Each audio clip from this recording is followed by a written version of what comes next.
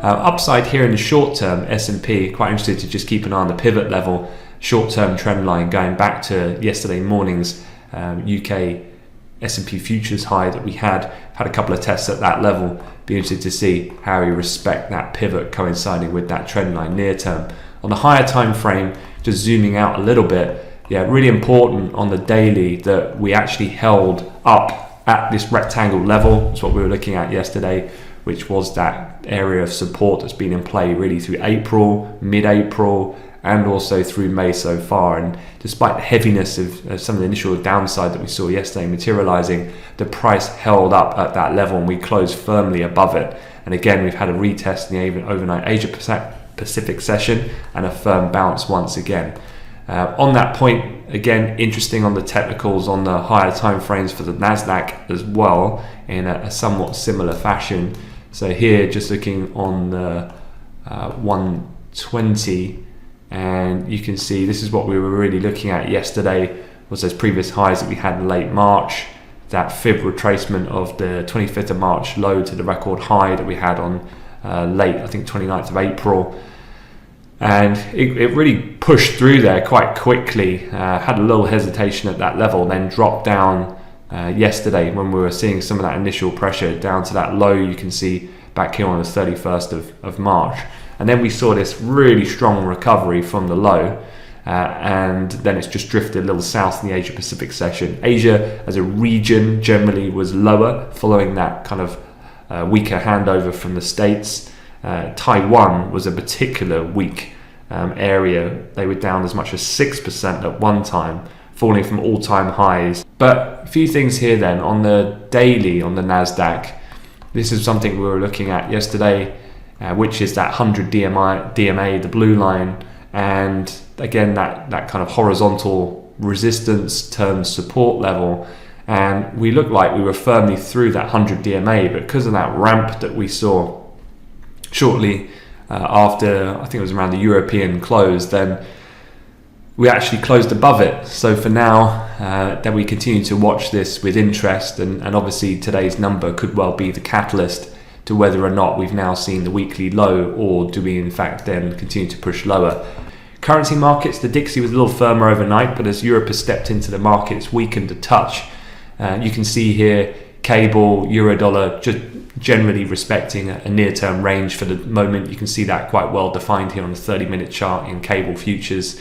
You've got the S1 and that range low just providing a nice kind of platform for range-bound trades at the moment. And be looking on the same on the top side. You can see the R1 lining up nicely with yesterday's high in the futures that we saw around 6 p.m. London time. The other markets, just having a quick look, the energy market is probably the next one to focus on. That's been forming here in WTI, and we had a nice respect of that area at around $65. So 65 to handle, as you can see here, was that double bottom that we printed back at the beginning of the week on Monday. That then acted as nice resistance through the transition through Monday, Tuesday. A little bit choppy then late yesterday, but a respect of that and the 65 handle, we've just bounced back up. Upside here, again, just keeping an eye on that high that we saw, the recommencement of trade after that gap up that we saw in the Colonial Pipeline cyber attack at the weekend. On the Colonial Pipeline, the Energy Secretary in the US has said that the Colonial CEO indicated they'll make a decision today regarding a full restart, which will take a few days to be up and running, but that very much is expected.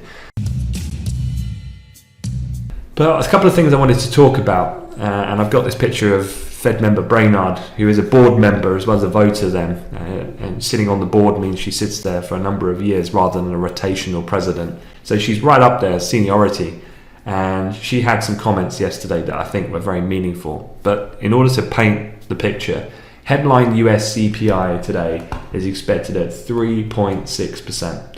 Now here we are, the previous reading was 2.6%, and that puts us back to basically where we were prior to the pandemic really kicking off. And you can see we fluctuated, but generally speaking, we sat around that kind of 2% area, which was the previous inflation target that they had.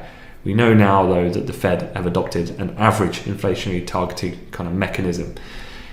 Today, inflation is expected to go up to 3.6, and actually if we just skip over to the calendar and if we have a look at that, the actual range is we could see an upside number of 3.9%. So let's say 4%, that puts us right up here at the peak that we were seeing going through all the way back to the last financial crisis, which was where we had the big drop off during the subprime crisis. Then we had the recovery and the big pickup in inflation that ensued thereafter, going through the various forms of QE and policy response and so on. And at that point, we did peak up at around that 3.94% level. Now, a couple of things here. For one, I find it very hard to see how anyone can be shocked by the idea that inflation on the headline year-on-year reading is rising very fast and is going to print a very high number. I do feel still that the market is a little bit overly sensitive to this idea of just looking at the print and being shocked without really applying the context of, obviously, on a year-on-year basis. If you think back to the April-May period, inflation was dropping like a stone at the time. We were just coming on the back of the negative oil price that we had at the time with that issue at Cushing. For commodities generally, globally, as we went into the major, most strict national lockdowns across the world. So now we're going through this state of reopening. Inflation is going to ramp up. I definitely side on the basis of what the Fed are saying, and really listening to them, because so far they've been right. And one of the comments that Brainard said, I think that was important yesterday, is that to the extent that supply chain congestion, and remember that's a big thing that people are looking at, because this kind of squeeze, if you like, in lumber or iron ore, copper, these other metals. The idea here is that instead of being transitory, the market's been fearful, and hence the increase in inflation expectation gauges, that it goes beyond temporary in nature to something more long-lasting because of these bottlenecks, if you like. But what the Fed are saying is that to the extent that supply chain congestion and other reopening frictions are transitory, they are unlikely to generate persistently higher inflation on their own. A persistent material increase in inflation would require not just that wages or prices increase for a period after the reopening, but also a broad expectation that they'll continue to increase at a persistently higher pace. All right, that is it. So I'm gonna let you guys get on with the day. Have a good one. Again, I'll see you in the chat room. And yeah, take care.